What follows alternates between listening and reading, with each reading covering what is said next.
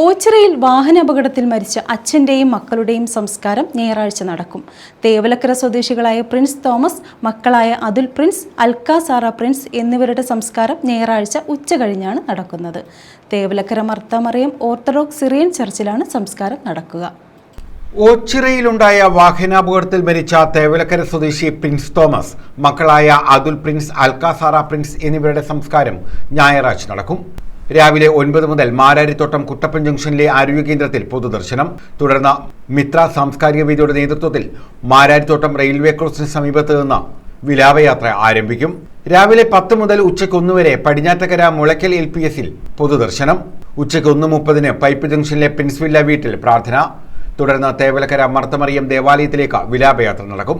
ഉച്ചകഴിഞ്ഞ് 2-ന് Thevalakkara Marth Mariam orthodox Syrian ചർച്ചിലാണ് സംസ്കാര ചടങ്ങുകൾ നടക്കുന്നത്. KSRTC ഫാസ്റ്റ് പാസഞ്ചർ ബസും താറും കൂട്ടിയിടിച്ചായിരുന്നു ദേശീയപാതയിൽ അപകടത്തിൽ ഒരു കുടുംബത്തിലെ 3 പേർ മരിച്ചത്. News bureau, Chavara.